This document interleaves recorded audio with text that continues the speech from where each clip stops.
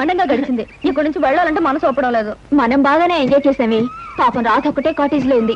మనం ఏం చేస్తామే? ఉదయం రాగానే తలనొప్పని కాటేజ్ లో పడుకుంది. ఇప్పటికైనా తగ్గిందో లేదో రండి చూద్దాం. పదండి చూద్దాం. రాధా ఓకే రాధా, నేను మళ్ళీ కలుస్తాను. బాయ్. ఏమిటి రాధా ఇది? నీకు తలనొప్పని చెప్పి మాతో రాకుండా ఉన్నది తను బాయ్ ఫ్రెండ్ తో గడపడానికి అనుకుంటాను. ఏ రాధా, అంటే తలనొప్పని చెప్పేది అబద్ధం అన్నమాట? సారీ సీత, ఏదో తను కూడా ఇక్కడికి వచ్చాడు. అతనితో గడపడానికి చిన్న అబద్ధం చెప్పి. షటప్! చిన్న అబద్ధం పెద్ద అబద్ధం అని చెప్పి సమర్థించుకోవాలని చూస్తున్నావా? సీత, మీ అందరికీ తెలుసు అబద్ధం చెప్పే మనిషి నేను హేట్ చేస్తానని. ఫోన్లేవే, కారణం అర్థమైంది కదా. కారణం ఏదైనా కావచ్చు, పరిస్థితులు ఏమైనా రావచ్చు. అబద్ధం చెప్పే మనిషిని నేను క్షమించలేను. అలాంటి వాళ్ళతో స్నేహమే కాదు, ఎలాంటి బంధాన్ని భరించలేను. ఇది చెప్పిన అబద్ధానికి పనిష్మెంట్ గా దీన్ని ఇక్కడ వదిలేసిపోదాం. పదండి. సీత, నేను చెప్పేది వినవే. ఏమిటి, రేపటికి వీసా దొరకడం కష్టం అవుతుందా? అదేమిటయ్యా, ఎల్లుండి నేను జపాన్ బయలుదేరి వెళ్ళాలి.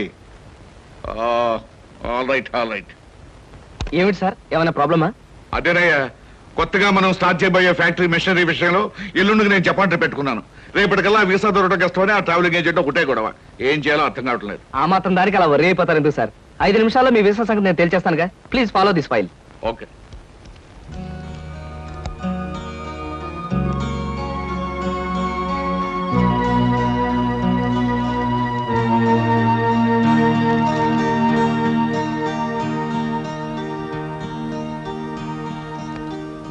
ఓకే సార్, పాస్పోర్ట్ వీసా గురించి మీరేం వరీ అవ్వక్కర్లేదు. Everything is arranged. My god, ఈ కాసేపట్లో ఈ సమస్యను ఎలా పరిష్కరించావయ్యా?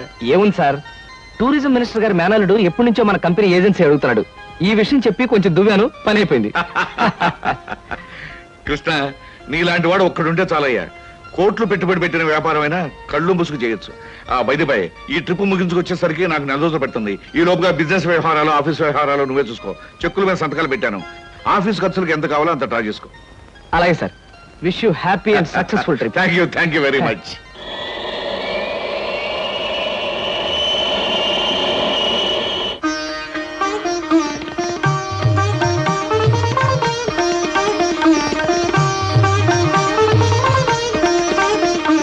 మా అమ్మాయి అరుణ బిఏ పాస్ అయింది. ఇంటి పని వంట పని అంతా చేత ఉంది. ఏది చేతనైనా ఏది చేత కాకపోయినా మా అబ్బాయి ఇష్టపడ్డమే ముఖ్యమండి. మా అబ్బాయికి నచ్చితే ఆ పిల్ల ఆడపిల్ల అయినా సరే, లేక ఆడ గాడిద పిల్ల అయినా సరే ఇచ్చి పెళ్లి చేసేస్తాను. అబ్బాయి ప్రశ్నలే. మీకు పాటలు ఏమైనా వచ్చా? వచ్చండి. డాన్స్ రాదండి. రసగుల్లా చేయడం వచ్చా? అవంటే నాకు మహా ఇష్టం అండి, అందుకనే అడుగుతున్నాడు. సరిగ్గా చేయటం రాదండి, నేర్చుకుంటాను. చూడండి పెళ్లికొడుకు గారు, మా స్నేహితురాల్ని మీరు ప్రశ్నలు అడిగారు. మరి దాని తరపున నేను మిమ్మల్ని కొన్ని ప్రశ్నలు అడగొచ్చా? మధ్యలో ఈ పిల్ల ఎవరు ప్రశ్నలు అడగడానికి? నేనెవరైతే ఏమిటండి? మీ అబ్బాయి ప్రశ్నలు అడగడంలో తప్పు లేనప్పుడు అమ్మాయి తరపున నేను అడగడంలో తప్పేమిటి? అడగనే నాన్న, నాకేమన్నా భయమా? అవునవును, మనకేం భయం, అడుగు. మా అరుణకి పాట డాన్స్ వచ్చా అని అడిగారు. మరి పెళ్ళయ్యాక ఆమె చేత మ్యూజికల్ నైట్స్, డాన్స్ ప్రోగ్రామ్స్ అలాంటివి ఏమైనా పెట్టిస్తారా? ఏ అదేం పెట్టించకపోతే అడగకూడదా? మరేం కాదు, మీకొచ్చే జీతానికి భారీ ఎత్తున పెద్ద థియేటర్లు బుక్ చేసి దాని చేత ప్రోగ్రామ్స్ ఇప్పించలేరు కదా అని అలా అడిగాను, అంతే. అవును, మీకు కరాటే వచ్చా? రాదు, నేర్చుకోను కూడా. మీరు క్రికెట్ ఆడతారా? ఆడను, కావాలంటే చూస్తాను. రేపు పెళ్ళాన్ని ఎవరైనా ఏడిపిస్తుంటే రక్షించుకోవడానికి కరాటే గాని, పెళ్ళా సరదాగా చూడాలంటే ఆడడానికి క్రికెట్ కూడా రాదు. ఏమిటండి ఈ పిల్ల ఎవరినో తీసుకొచ్చి అర్థం లేని ప్రశ్నలు అడిగిస్తున్నారు? ఇవి అర్థం లేని ప్రశ్నలు కావు, మీరు అర్థం చేసుకోలేని ప్రశ్నలు. పశువులు సంతలోకి వచ్చినట్టు పెళ్లి చూపుల పేరుతో పెళ్లి కూతురు ఇంటికొచ్చి తలా తోకాలేని ప్రశ్నలు వేసి ఆ పిల్లలు బాట పెట్టి ఆ తర్వాత తీర్పిచ్చే జడ్జి గారులాగా మీరు జడ్జిమెంట్ ఇవ్వడం సాంప్రదాయం కావచ్చేమో గాని సంస్కారం మాత్రం కాదు. అమ్మా సీత, నువ్వు ఊరుకోమా. ఎందుకు ఊరుకోవాలి బాబాయ్ గారు? మన అమ్మాయి ఎలాంటిదని వాళ్ళు తెలుసుకోవడానికి ప్రయత్నించినప్పుడు వాళ్ళ అబ్బాయి ఎలాంటి వాడో తెలుసుకోవడానికి మనం ఎందుకు ప్రయత్నించకూడదు? అమ్మమ్మమ్మమ్మమ్మ, నీలాంటి పిల్ల ఈ పిల్లకి స్నేహితురాలంటే ఈ అల్లుడు కూడా ఆటం బాంబు అన్నమాట. ఈ పిల్లను పెళ్లి చేసుకున్న మరుక్షణం నా కొడుకు మతిస్థిమతు లేకుండా రోడ్ నెంబర్ తిరగాలి, వాడి వెంట నేను తిరగాలి. చూడండి పెద్దవారు, మీకు ప్రత్యేకంగా చెప్పక్కర్లేదనుకుంటాను. ఆడదంటే అమ్మకానుకున్న ఆట వస్తువు అనుకోకండి. వచ్చి చూసి పరీక్షించి పరిశీలించి మీ ఇష్టాయిష్టాలు చెబితే తలదించుకోవడానికి ఈ కాలపు ఏ ఆడపిల్ల సిద్ధంగా ఉండదని గుర్తుంచుకోండి. నువ్వెన్నైనా చెప్పు సీత, పెళ్లి చూపులకు వచ్చిన అబ్బాయిని అలా ప్రశ్నలు వేయటం పొరపాటు అనిపిస్తోంది. తన లైఫ్ పార్ట్నర్ గురించి మగాడు ప్రశ్నలు వేసినప్పుడు ఆడది మాత్రం ప్రశ్నలు ఎందుకు వేయకూడదు? ఆడపిల్లల వైపు నుంచి ప్రశ్నలు వేయడం మొదలు పెడితే అబ్బాయిలు పారిపోతారే పెళ్లి చేసుకోకుండాను. సరే, పెళ్ళన్నది ఆడదానికి ఎంత అవసరమో మగవాడికి అంత అవసరమే. కనుక ఎవరు ఎంతకాలం అని పెళ్లి చేసుకోకుండా పారిపోతారో? దాని పెళ్లి చూపులప్పుడు నువ్వు అలా మాట్లాడావు. రేపు నీ పెళ్లి చూపులప్పుడు ఏం చేస్తావే? ఆడది మగాడు ముందు బలి కోసం ముస్తాబైన గొర్రె పిల్లల తల ఉంచుకుని కూర్చోవడం ఇవన్నీ నా విషయంలో కుదరదు. మరి నీ పెళ్లిలా చేసుకుంటావే? అదే సస్పెన్స్. నేనెలా పెళ్లి చేసుకుంటాననేది త్వరలోనే మీకు తెలుస్తుంది. డబ్బరు ఎక్కడేమిటి చూసారా? ఎవరో అమ్మాయి మొగుడు కావాలి అని పేపర్లో వేసిందిరా. ఆవేశపడకండి రా, పేపర్ చెడిపోతుంది. వాడు చదువుతానంటున్నారుగా, ప్రేమసాడ చదువు. మొగుడు కావాలను అనేక లక్షల ఆస్తికి వారసురాలు, కోటేశ్వర ఏకైక కుమార్తెనై అందం చదువు ఉన్న నాకు మొగుడు కావాలి. అన్నింటిలోనూ నాకంటే ఎక్కువ అర్హతలు గల వ్యక్తి నేను ఎన్నుకోదలిచాను. చదువు, అంతస్తు, ఆస్తి, అందం, పేరు ప్రతిష్టలు కలిగిన ఉత్సాహవంతులైన యువకులు నేను చేసే ఇంటర్వ్యూకి హాజరు కావచ్చు. ఇంటర్వ్యూ జరిగే స్థలం తాజ్ హోటల్, రూమ్ నెంబర్ 321, సమయం శుక్రవారం సాయంత్రం 5-7 గంటల మధ్య. పైన పేర్కొని అర్హతలు కలిగిన ఎవరైనా హాజరు కావచ్చు. ఇట్లా సీతాయమ్మే. సీతో పీతో ఈ పిల్ల చాలా పెద్ద కెనెట్లో ఉంది గురు. అది ఇచ్చిన అడ్వర్టైజ్మెంట్ చూస్తుంటే ఆ నేపాల మహారాజు కొడుకొచ్చినా సెలెక్ట్ చేసుకోదనిపిస్తుంది. మనబోటి వాళ్ళు ఎవరో లాభం లేదురా. ఆ అమ్మాయికి నచ్చాలంటే ఏ అమెరికా ప్రెసిడెంటో ఇంగ్లాండ్ ప్రైమ్ మినిస్టర్ అయి ఉండాలి. Non sense. దీని చేత సెలెక్ట్ కాబడ్డానికి ఎక్కడి నుంచో రావాలా? మనం వెళ్ళినా చాలు సెలెక్ట్ కావచ్చు. కబుర్లు చెప్పడం కాదు గురు, దమ్ములుంటే వెళ్ళి ఆమె చేత సెలెక్ట్ అనిపించుకో, నీకే తెలుస్తుంది. దమ్ముగిటే చాలదురా, సొమ్ములు కూడా ఉండాలి ఇలాంటివన్నీ పడగొట్టడానికి. అలాంటివి ఏమీ అక్కర్లేదు. పర్సనాలిటీ, మాట ఉంటే చాలు. ఇలాంటి వాటిని ఈజీగా పడగొట్టచ్చు. అంత తేలిగ్గా చెబుతున్నావు. ఆ ఇంటర్వ్యూకి వెళ్ళి సెలెక్ట్ అయ్యరా చూద్దాం. Okay, 1000 rupees bet. నేను వెళ్ళి ఈ అమ్మాయి ఇంటర్వ్యూలో సెలెక్ట్ అయ్యి వస్తాను. Okay, 1000 rupees bet. But one condition. ఏమిటది? నేను పందెం కోసమే వెళుతున్నాను తప్ప ఆ పిల్లని పెళ్లి చేసుకోవడానికి మాత్రం కాదు. కనుక ఈ పిల్ల నన్ను సెలెక్ట్ చేసుకున్నట్టుగా ప్రూవ్ చేసుకుని ఆ తర్వాత నీలాంటి దాన్ని పెళ్లి చేసుకోవడం నాకు ఇష్టం లేదని దాని మొహం మీద చెప్పేసి వస్తాను. Done. Next. May I come in? yes, come in. Hello. Hello, take you seat. Thank you. ఏమిటి ఇలా వచ్చారు? ఇంటర్వ్యూలో ఏదో గొప్ప క్వశ్చన్ ఉంటాయి అనుకున్నానే, మొట్టమొదటే వేశారు డెత్ క్వశ్చన్. డెత్ క్వశ్చనా? అంటే చచ్చు ప్రశ్న. బాంబేలో, బాంద్రాలో బ్యూటీ క్వీన్ రెస్టారెంట్ లో కూర్చుని బ్రేక్ఫాస్ట్ తింటూ పేపర్ తిరిగేశాను. అందులో మీ ఇంటర్వ్యూ అడ్వర్టైజ్మెంట్ చూసి ఇంట్రెస్టింగ్ అనిపించి కలెక్టర్ ప్రోగ్రామ్ క్యాన్సిల్ చేసుకుని ఇక్కడికి వచ్చాను. ఇక్కడికి వచ్చిన వ్యక్తిని ఇంటర్వ్యూకే వచ్చాను తెలుసుకోకుండా ఎందుకు వచ్చారని అడగటం డెఫినెట్ గా డెత్ క్వశ్చనే. Am I correct? Yeah, you are correct. I'm sorry. మీరేం చేస్తుంటారు? ఏం చేస్తుంటారు అనే కంటే ఏం చేయగలరు అని అడగండి. ఎందుకంటే నేను చేయలేదంటూ ఏమీ లేదు. స్టేట్స్ లో టెక్స్టైల్ బిజినెస్, జపాన్ లో ఎలక్ట్రానిక్ బిజినెస్, స్విస్ బ్యాంక్ లో మనీ ట్రాన్సాక్షన్, ఇంగ్లాండ్ లో ఎక్స్పోర్ట్ బిజినెస్. ఐఎమ్ సారీ, నా క్వాలిఫికేషన్స్ అన్ని చెప్పాలంటే ఒక ఫుల్ డే పడుతుంది. By the by, my name is Krishna. Glad to meet you. అన్నట్టు నేను అడ్వర్టైజ్మెంట్ ఇచ్చిన పేపర్లోనే మరొక 6 పెళ్లిళ్ళ అడ్వర్టైజ్మెంట్స్ వచ్చినాయి. అక్కడికి వెళ్లకుండా ఇక్కడికే ఎందుకు వచ్చారు? ఇది ఒక ఫూలిష్ క్వశ్చన్. దట్ మీన్స్ చవట ప్రశ్న. మిగతా అడ్వర్టైజ్మెంట్స్ అన్ని వాళ్ళ పేరెంట్స్ ఇచ్చారు, ఇదొక్కటే ఇండివిజువల్ గా ఇచ్చారు. అందుకే తమాషాగా థ్రిల్లింగ్ గా ఉండి ఫ్లైట్ ఇటు పక్కకు మళ్ళించారు. ఆహా, మీకు ఏ భాషలు వచ్చా? నాకు చాలా వచ్చు అనుకోండి. ఇంతకీ మీకే వచ్చో చెప్పండి. తెలుగు, ఇంగ్లీష్, కాస్త హిందీ. That's all? అంతేనా? నాకు ఫ్రెంచ్ వచ్చు. ఫెర్నాష్ ఇష్కోలా డిషికా అంటే ఫ్రెంచ్ లో మీరు కులాసాగా ఉన్నారా అని. చైనీస్ వచ్చు. చింగ్ చాంగ్ చింగ్ మింగ్ అంటే మీరు చాలా అందంగా కనిపిస్తున్నారు అని. జాపనీస్ వచ్చు. ఓషియో ఖుష్బూ బుషు అంటే నా గురించి మీకు చాలా తక్కువ తెలుసు అని. ఇలాగే ఆల్మోస్ట్ వరల్డ్ లాంగ్వేజెస్ అన్ని కవర్ చేశాను. ఫెంటాస్టిక్. మీ ఫ్యామిలీ బ్యాక్గ్రౌండ్? మా ఫాదర్ రాగరాజు అంటే junior Thyagaraju, a great singer. ఆయన అమెరికాలో ప్రోగ్రామ్స్ ఇస్తూ ఉంటే లండన్ నుంచి దొరలు స్పెషల్ ఫ్లైట్స్ లో వస్తుండేవారు. ఇక మా mummy Bombay ladies federation secretary, Delhi social service league president. ఆవిడ a lady in the society, tomorrow's woman అనే పెద్ద పెద్ద గ్రంథాలని ఏమి తోచప్పుడు రాసి పారేశారు. వాటిని మిగతా భాషల్లోకి అనువదించారు కూడా. ఐ మీన్ ట్రాన్స్లేట్ చేశారు కూడాను. మీరు చదవలేదా? ఇక మా బ్రదర్ ఐఏఎస్. వాడు పుస్తకాల్లో పుట్టి పుస్తకాల్లో పెరిగి ఫ్యూచర్ లో పుస్తకాల్లోనే చావచ్చు. అంతలా స్టడీ చేస్తుంటాడు. మీ ఫ్యామిలీ బ్యాక్గ్రౌండ్ నాకు నచ్చింది. మీరు కూడా నచ్చారు. All right. కాకపోతే పెళ్లి కొడుకుని ఇలా సెలెక్ట్ చేసుకోవడంలో మీ ఉద్దేశం ఏమిటి? ఈ డ్రెస్ చాలా బాగుంది. ఎక్కడ కొన్నారు? 6 డజన్ షాపులు తిరిగి తిరిగి కష్టపడి మరీ సెలెక్ట్ చేసుకున్నాను. బాగుండకేం చేస్తుంది? ఆఫ్టర్ ఆల్ 6 months కట్టుకుని అవతల పారేసే ఒక డ్రెస్ కోసం 6 డజన్ షాపులు తిరిగి ఎంతో కష్టపడి సెలెక్ట్ చేశానంటున్నారు. అలాంటిది జీవితాంతం నేను కట్టుకునే భర్తని ఇలా సెలెక్ట్ చేసుకోవడంలో తప్పే ఉంది. మీరు చెప్పింది రీజనబుల్ గానే ఉంది. కాకపోతే నేను కూడా అమ్మకానికి పెట్టిన బొమ్మను కాదు, సంతలో ఉన్న జంతువును కాదు, షాపులో ఉన్న షర్టును కాదు. కనుక మీరు సెలెక్ట్ చేసుకున్నా నేనెందుకు ఒప్పుకోవాలి? మిస్టర్ కృష్ణ, మీరు పొరపాటు పడుతున్నారు. ఈ భర్తల సెలెక్షన్ అనేది పురాణాల్లో ఉంది, పురాతన కాలంలోనూ ఉంది. స్వయంవరంలో సీత రాముని సెలెక్ట్ చేసుకుంది, ద్రౌపది అర్జునుని ఓకే చేసుకుంది. ఇంకా ఇవన్నీ చెప్పి మిమ్మల్ని బోర్ కొట్టించడం ఎందుకు? You are selected. ఆ పిల్ల నన్ను సెలెక్ట్ చేసుకున్నట్టుగా ప్రూవ్ చేసుకుని ఆ తర్వాత నీలాంటి దాన్ని పెళ్లి చేసుకోవడం నాకు ఇష్టం లేదని దాని మొహం మీదే చెప్పేసి వస్తాను. Thank you Sita. నిజంగా నిజాయితీగా మీరు నన్ను ఇష్టపడితే I like you. I love you. నిజంగా ఈ ఇంటర్వ్యూలో మనం ఒకరి గురించి ఒకరు పూర్తిగా తెలుసుకోలేదేమో అనిపిస్తుంది. మళ్ళీ మళ్ళీ మనం కలుసుకోవాలి, ఒకరిని గురించి ఒకరు తెలుసుకోవాలి. షూర్. రేపు నైట్ ఫ్లైట్ కి నేను ప్యారిస్ వెళ్ళాలి గనక రేపు ఈవినింగ్ నెహ్రూ పార్క్ లో మనం కలుసుకుందాం. ఓకే? Okay, bye. బాయ్. నేను అనుకున్న విధంగానే అందరికంటే గొప్పవాణ్ణి స్వయంవరంలో సెలెక్ట్ చేసుకున్నాను. That is Sita. రేఖలు మృదువుగా మెత్తగా మలయమారతరాగల్లా ఉన్నాయమ్మా. మీలాంటి సంగీత సాముద్రిక నిపుణులు నా చేతిని పొగిడారంటే అది నాకు గర్వకారణమే. నాకు ఒళ్ళు మంటే కారణం.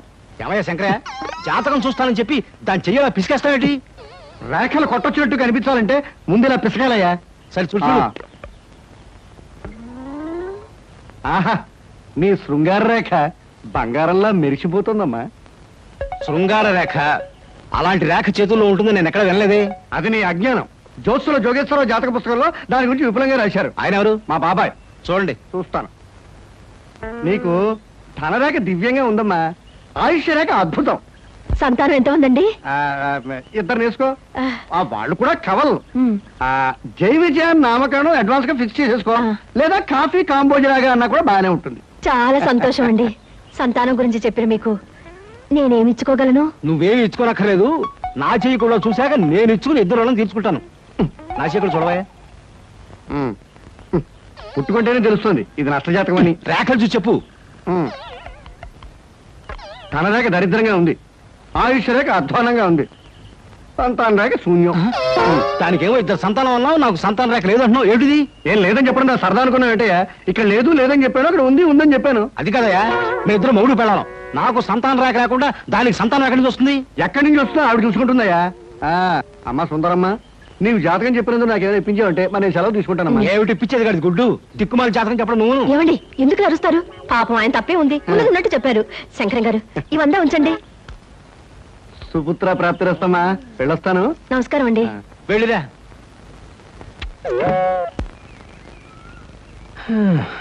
అద్దె సుట్టు బాగానే ఉంది, కాకపోతే ఆ అమ్మాయి దగ్గరికి ఆటోలోను టాక్సీలోను దిగితే బాగుండదే. ఏం చెయ్యాలి?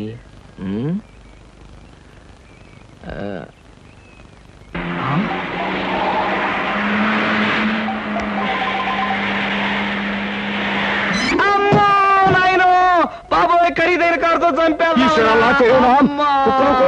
మనుషులు కూడా పడేసావా నాయన? సారీ బాబు, గాయలు ఎవరైనా దెబ్బలు ఎవరైనా తగిలాయా? పక్కటెముకలు, పత్తికి నెక్కిలు, వాటి పొజిషన్లు తప్ప ఎవరైనా మీకేం అవలేదా? లేనాయనా, కాలేదు నాయన. నా కాళీ కుదుగా లేనాయనా. ఇప్పుడు బాగుంది. నా కాళీ పట్టుకోండి, చేసుకోండి. ఏం పర్వాలేదు.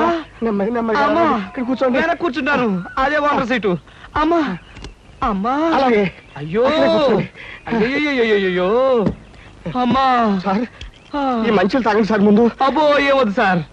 అమ్మో, ఏ హాస్పిటల్ అయినా తీసుకెళ్తాను, ఎంత బిల్ అయినా ఇచ్చుకుంటాను. సార్, దయచేసి నా మీద పోలీస్ కంప్లైంట్ మాత్రం పెట్టకండి సార్. అమ్మో పెట్టండి, కానీ ఒక సిగరెట్ ఇవ్వండి సార్. సిగరెట్ ఈ పెట్టి ముట్టుకోండి. అమ్మా, thank you sir, thank you. అబ్బా సార్, ఇప్పుడు చెప్పండి సార్, ఏ హాస్పిటల్ మిమ్మల్ని తీసుకెళ్ళమంటారు, ఎంత తీసుకోమంటారు? అమ్మయ్యా, ఇప్పుడే తగ్గుతున్నట్టుంది. హాస్పిటల్కి ఏమీ అక్కర్లేదు, కానీ నెహ్రూ పార్క్ దగ్గర నన్ను దించండి. నేను కారు దిగి ఓ 4 సార్లు ఇటు అటు తిరిగి బోన్స్ అవి సెట్ చేసుకుంటాను. చాలా థ్యాంక్స్ సార్, మీ ఎంత మంచి వాళ్ళని ఇంతవరకు నేను చూడలేదు సార్. ఇక ముందు చూడరు కూడా సార్. నెహ్రూ పార్క్ బానివ్వండి. అలాగే సార్, బానివ్వండి. జై నెహ్రూ పార్క్.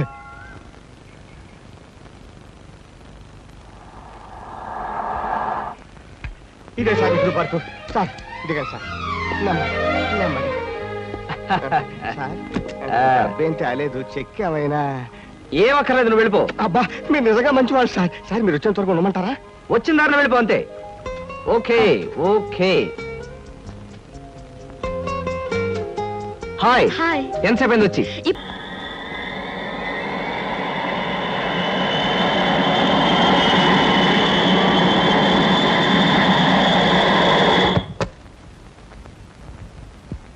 సార్ ఏమిటయ్యా? నాకు ఏమిటయ్యా, నీకు ఒంట్లో బాలేదా? అబే లక్షణంగా ఉన్నానండి. సాయంకాలం కొంచెం అర్జెంట్ గా పనుంది, ఎర్లీగా బయటకు వెళ్ళిపోవడానికి పర్మిషన్. ఏమిటయ్యా కుర్రవాడివి, ఆఫీస్ టైంలో ఎర్లీగా బయటకు వెళ్ళాలంటున్నావు? ఏ అమ్మాయి మీద నాకు కనబడిందా? అబే కన్ను పడలేదు కాలు పడలేదు సార్. మా స్నేహితుడు ఒకడు గోడ మీద ఉన్న సినిమా పోస్టర్లు చూస్తూ లారీని గుద్దేశాడండి. అరే అవునండి, చావు బ్రతుకుల్లో ఆసుపత్రిలో చేరి ఆ సినిమా పేరు కలవరిస్తున్నాడంట. ఒకసారి వెళ్ళి చూడాలి. Hello hello Dhanalakshmi agencies. Yes madam. Proprietor Koteswara Rao గారికి ఒకసారి ఇవ్వండి. 1 minute ప్లీజ్. సార్ మీకు phone. Yes Koteswara Rao speaking. Daddy నేను సీతను మాట్లాడుతున్నాను. ఇవాళ సాయంకాలం 5 గంటలకి మా ఫ్రెండ్ కోసం హోటల్ అట్లాంటిక్ వెళ్ళాలి. అందుకని కారు కావాలంటావమ్మా? మన చిన్న కారులో వెళ్తే ఇన్సల్ట్.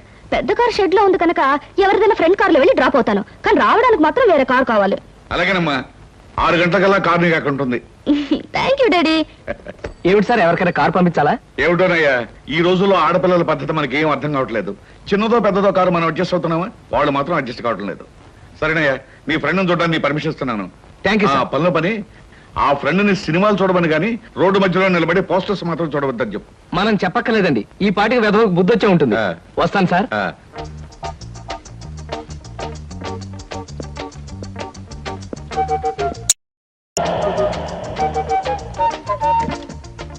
డ్రైవర్ కార్ తీసుకెళ్ళిపో, లేకపోతే థ్యాంక్స్ చెప్పు. అలాగేనమ్మా. ఆంటీ ఆంటీ ఈ హోటల్లో నేను బోల్డ్ తింటాను. కార్ దిగేవో లేదో అప్పుడే ఆరంభించావు నీ తిండి కూడా. పదా.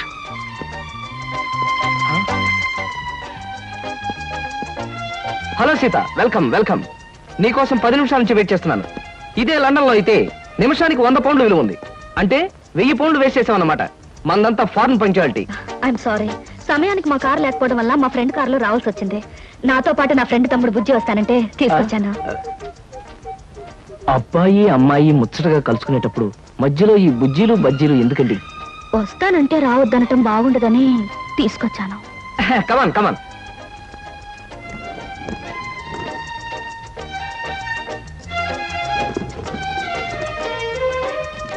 కమాన్.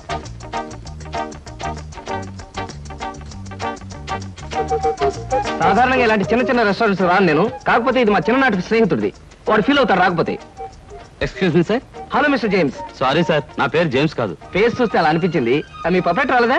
ఈ పూట రాలేదు సార్. రాస్కెల్, వాడికి బద్ధకం మరీ ఎక్కువ. చిన్నప్పుడు ఇలాగే స్కూల్ కూడా వచ్చాడు కాదు, ఇప్పుడు బిజినెస్ కూడా సరిగ్గా చూసుకోవట్లేదు అనమాట. It's all right. Me order ఏమిటి సార్? ఇలాంటి సాధారణమైన ఇండియన్ స్టఫ్ అంటే నాకు ఇష్టం ఉండదు. ఓ స్పెషల్ టీ తెచ్చి Okay, పెట్టు. sir. What about you? You order something? మీరు టీ తీసుకునేవాళ్ళు, నేను మాత్రం తిండిపోతాను అనుకుంటున్నారా? నాకేం అక్కర్లేదు, టీ ఆర్డర్ చేయండి. అమ్మయ్యా, బ్రతికానరా దేవుడా.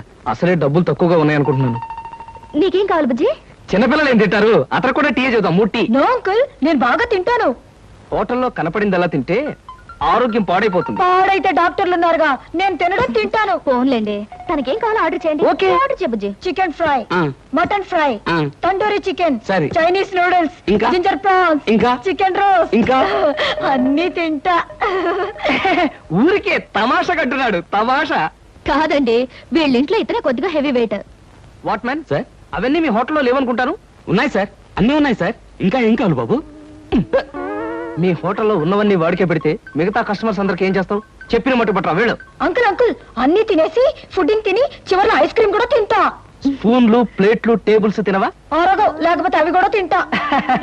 కుర్రాడు భలే జోక్ చేస్తాడు. జోకులంటే గుర్తొచ్చింది, కేకులు కూడా తింటా. ఇంకేమన్నా అంటే ఇంకేం తింటానంటాడు. నువ్వు వెళ్ళవయ్యో. తెలివిగా టీతో మేనేజ్ చేద్దాం అనుకుంటే వీడొకడు నా ప్రాణానికి. వీడికే బిల్లు 200 అయ్యేటట్టుంది నా కర్మ. ఏమిటి కృష్ణ గారు ఆ? అలా ఆలోచిస్తున్నారు? అబే ఏం లేదు, ఒలింపిక్స్ లో తినడంలో పోటీ ఉంటే బెస్ట్ తిండిపోతే అవార్డు ఈ తిండిపోతే వస్తుంది. కమన్ బుజ్జి. అరే పడ్డావా? దెబ్బ తగిలిందా? అబ్బే మనం బీచ్కి వెళ్ళి మిరపకాయ బజ్జీలు వేరుసరికాయలు తిందామా? వద్దమ్మా, అంకుల్ అర్జెంట్ పని ఉందట, వెళ్ళాలి. అంతేకాదు ఇంకా నువ్వు పచ్చిమిరపకాయ బజ్జీలు అవి తిన్నావనుకో పొట్ట ఆటం బాంబులాగా డామని పేరుపోతుంది. అవును, మీ కార్ ఇది? అది చాలా పెద్ద కారు కదా, ఇక్కడ పెట్టడానికి ప్లేస్ చాలదని పక్కన షాపింగ్ సెంటర్ లో పెట్టొచ్చాను. ఇంతకీ మీ ఇద్దరు ఎలా వెళ్తారు? మా డాడీ వచ్చి మమ్మల్ని పికప్ చేసుకుంటున్నారు, మీరు వెళ్ళండి. ఓకే. ఎందుకంటే మన అంకుల్ తో పెద్ద కారు. నిన్ను చంపినా పాపం లేదు, పుణ్యం తప్ప. నా కారులో మిమ్మల్ని తీసుకెళ్ళాను అనుకో, పాపం వాళ్ళ డాడీ వచ్చి మీకోసం వెయిట్ చేస్తారు కదా. కరెక్ట్.